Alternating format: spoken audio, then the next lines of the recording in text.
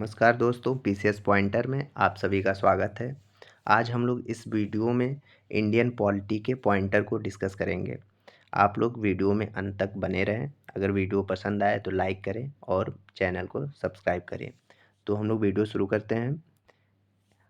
आज हम लोग बात करेंगे भारत शासन अधिनियम 1858 की। इस अधिनियम को act for the better government of India के नाम से भी जाना जाता है, क्योंकि इस अधिनियम के तहत भारत पर जो कंपनी का शासन था उसको समाप्त कर दिया गया और अब भारत पर शासन ब्रिटिश ताज के अधीन कर दिया गया था। अब इसमें ये दावा किया गया कि भारत में समानता स्वतंत्रता की बात की जाएगी, जैसे कि लंदन में, ब्रिटेन में इन चीज़ों की बात की जाती है। ठीक, तो हम लोग अब आगे चलते हैं कि भारत सरकार अधिनियम 1858 के तहत गवर्नर जनरल, जिनको पहले बोला जाता था, अब उनको वायसराय बोला जाएगा।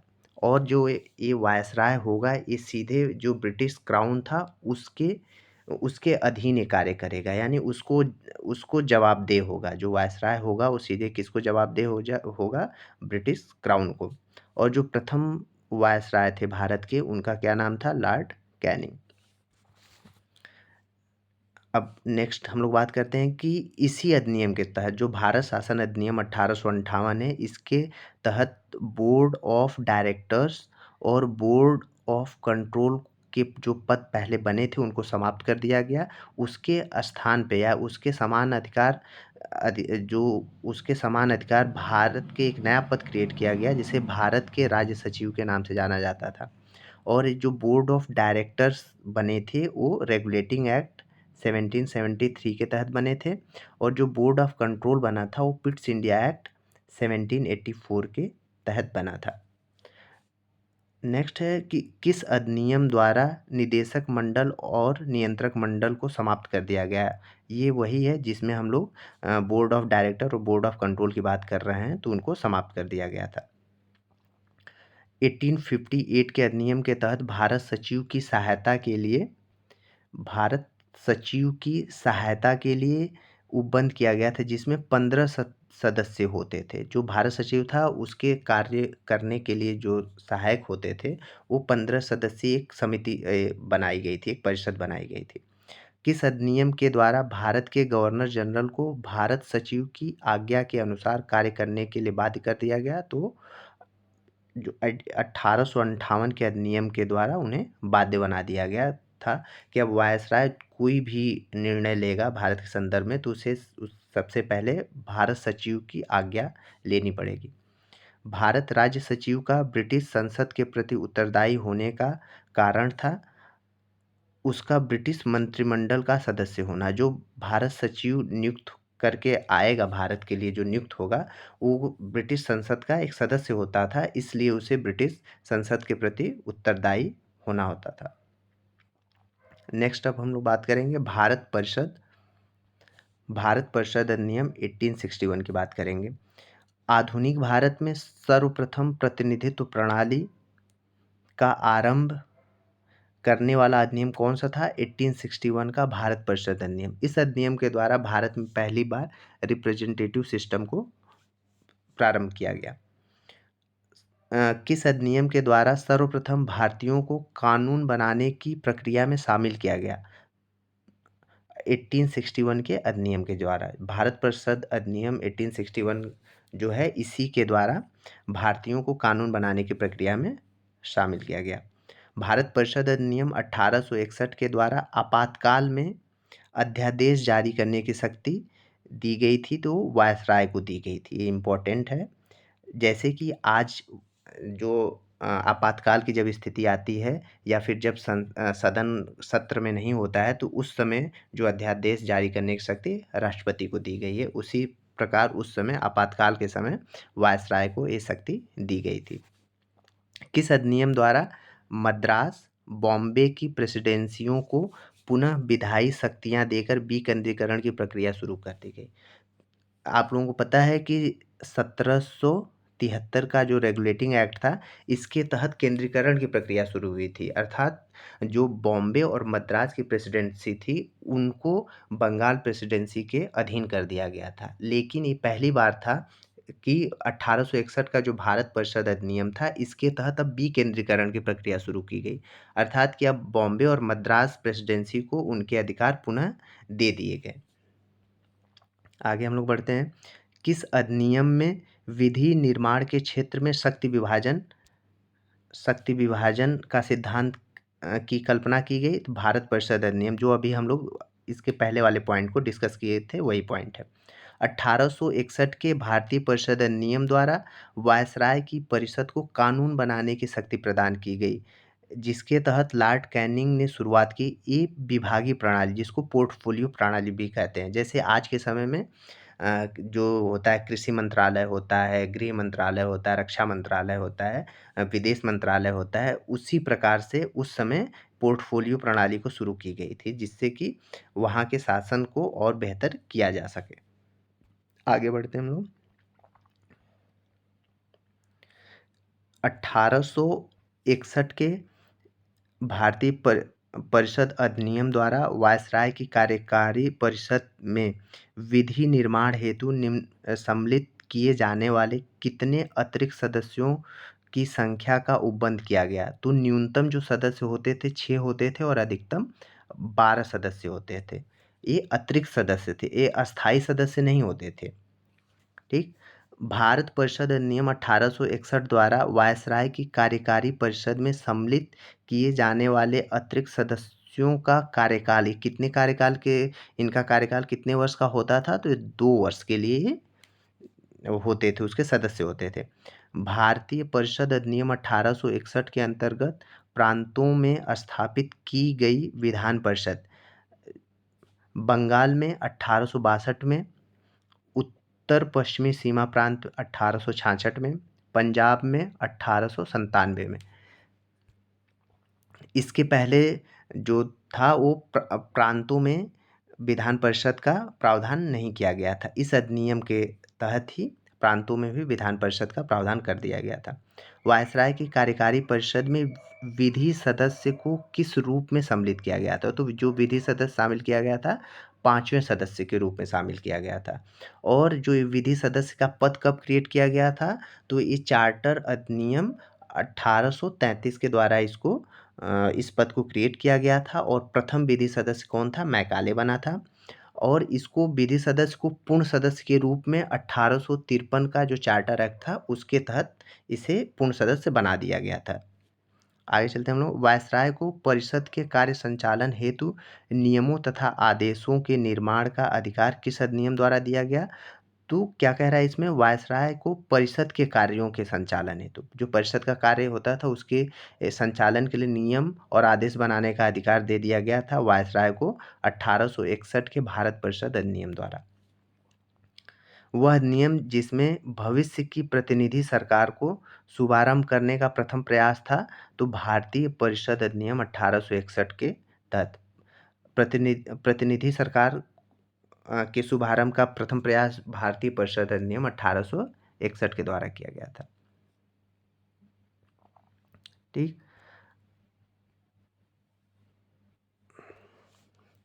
भारतीय परिषद अधिनियम 1861 के अधीन गठित वायसराय की कार्यकारी परिषद में प्रशासनिक सेवा के सदस्यों की संख्या कितनी थी? तो 3 सदस्य होते थे।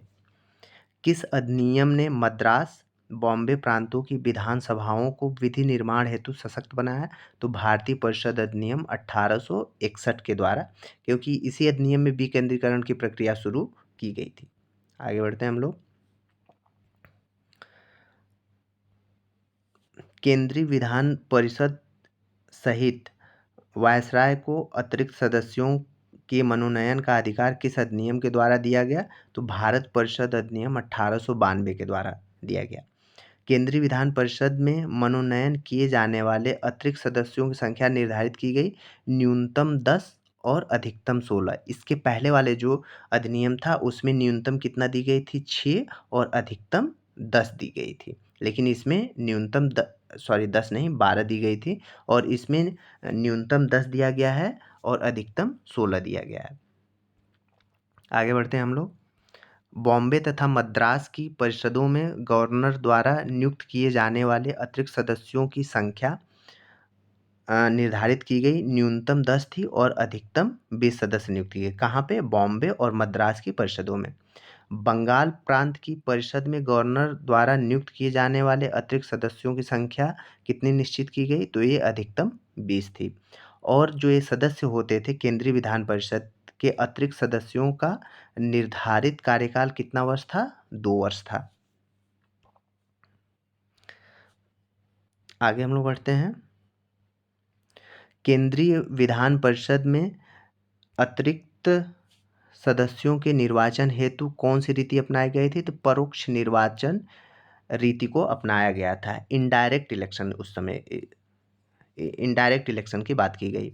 किस अधिनियम द्वारा केंद्रीय तथा प्रांतीय दोनों विधान परिषदों के सदस्यों को बजट पर बहस करने एवं प्रश्न पूछने का अधिकार दिया गया था? तो भारत परिषद अधिनियम 1892 के द्वारा जो अतिरिक्त केंद्रीय विधान परिषद के जो सदस्य होते थे वो बजट पे बहस भी कर सकते थे और प्रश्न भी पूछ सकते थे, लेकिन उनको अनुपूरक प्रश्न पूछने का अधिकार नहीं दिया गया था।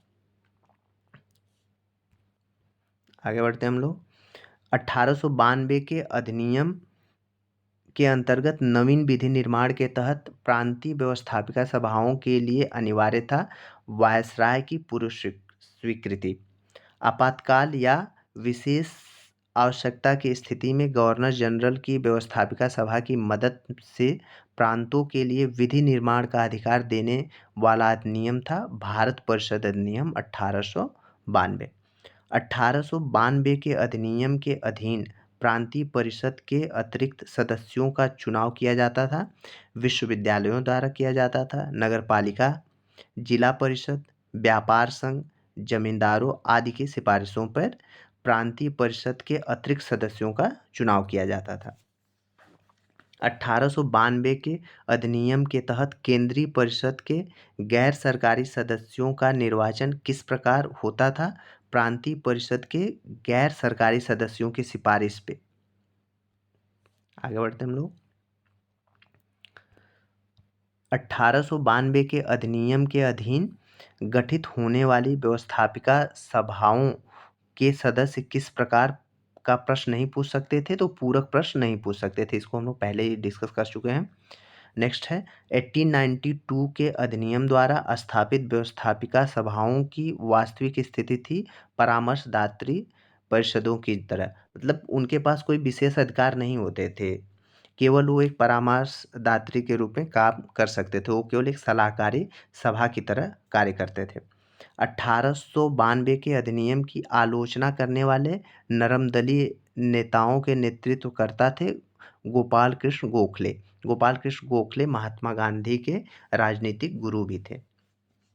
आगे बढ़ते हैं हम लोग। 1892 के अधिनियम द्वारा किए गए सुधारों का पूर्ण लाभ उठाने की सलाह देने वाले भारतीय राष्ट्रीय कांग्रेस के नेता कौन थे?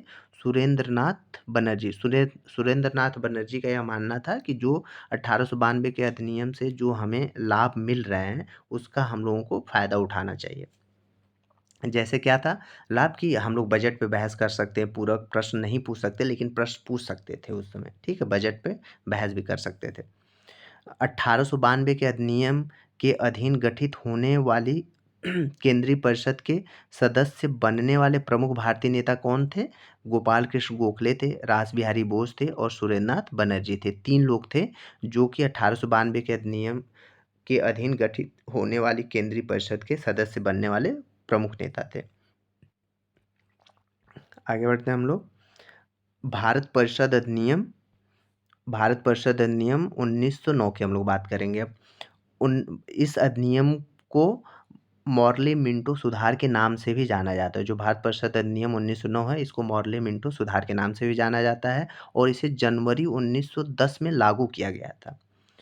और इसमें कह रहा है कि 1909 के अधिनियम द्वारा वायसराय की केंद्रीय परिषद में अतिरिक्त सदस्यों की संख्या बढ़ाकर 60 कर दी गई और अब कह रहा है कि 1909 के अधिनियम द्वारा वायसराय की परिषद की कुल सदस्य संख्या कितनी हो गई? तो 69 सदस्य हो गए और अतिरिक्त अतिरिक्त सदस्यों की संख्या को बढ़ा के 60 कर दिया गया और जो कुल सदस्यों की संख्या थी वो 69 हो गई।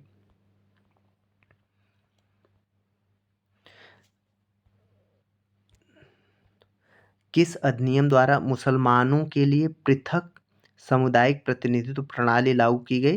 तो भारत परिषद अधिनियम 1909 के द्वारा। और एक किसके मांग पे इसको लाया गया था? तो मुस्लिम लीग की मांग पे मुसलमानों के लिए पृथक सामुदायिक प्रतिनिधित्व प्रणाली लागू की गई थी और मुस्लिम लीग की स्थापना 1906 में 1906 ईस्वी में ढाका में हुई थी। ढाका में हुई थी। आगे बढ़ते हैं हम लोग। सांप्रदायिक प्रतिनिधित्व की व्यवस्था द्वारा भारत में देश विभाजन की आधारशिला तैयार करने वाला अधिनियम था भारत परिषद अधिनियम 1909। लॉर्ड मिंटो ने मुसलमानों को निर्वाचन संबंधी कौन सी सुविधाएं प्रदान की थी? पृथक निर्वाचन की सुविधा प्रदान की थी। इसमें ये था कि जहाँ पे मुस्लिम कोई भी कैंडिडेट होगा जो चुनाव लड़ेगा तो उसको केवल मुस्लिम वोटर्स ही वोट दे सकेंगे, अन्य किसी भी समुदाय के लोग उसको वोट नहीं दे पाएंगे। भारतीय प्रतिनिधित्व का जन्मदाता किसे माना जाता है? लॉर्ड मिंटो को माना जाता है। भारत सचिव लॉर्ड मिंटो ने निर्वाचन हेतु किस निर्वाचन मंडल की सिफारिश की थी? मिश्रित निर्वाचन मंडल की सिफारिश भारत सचिव लॉर्ड मिंटो कौन थे? भारत सचिव थे और इन्होंने मिश्रित निर्वाचन मंडल की सिफारिश की थी।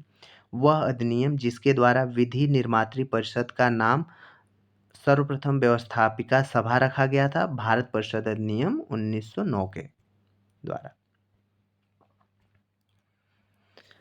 सुधारों की प्रकृति तथा प्रतिनिधित्व विस्तार के संदर्भ में रिपोर्ट देने हेतु लॉर्ड मिंटो द्वारा नियुक्त की गई समिति के अध्यक्ष थे एटी अरुंडेल।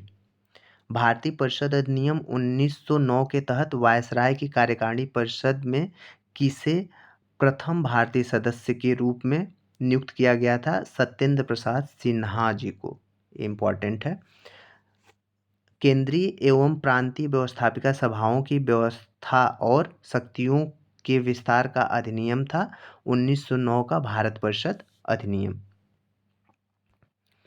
1909 के परिषद कानून के अंतर्गत केंद्रीय तथा प्रांतीय व्यवस्थापिका सभाओं में सदस्यों के संदर्भ में बनाए जाने वाले अधिनियम के लिए क्या आवश्यक था? तो ऐसे अधिनियम तभी बन सकते थे कि जब भारत सचिव की स्वीकृति प्राप्त हो। 1909 के परिषद कानून के अनुसार विशिष्ट निर्वाचन क्षेत्रों को कितनी श्रेणियां थी? तो 3 श्रेणियां थी। ये भी इम्पोर्टेंट है। विधायी परिषदों में पूरक प्रश्न पूछने की व्यवस्था किस अधिनियम द्वारा की गई? तो भारत परिषद अधिनियम 1909 के द्वारा।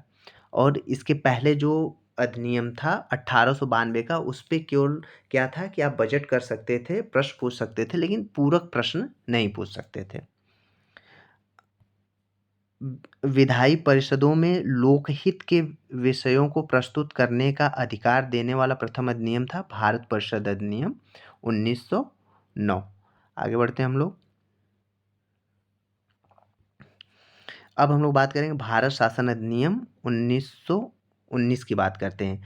ये जो अधिनियम आया था मॉन्टेगू चेम्सफोर्ड रिपोर्ट, जो कि 1918 में इसने अपनी रिपोर्ट सबमिट की थी। इसके आधार पर भारत शासन अधिनियम आया था और इसका जो उद्देश्य क्या था?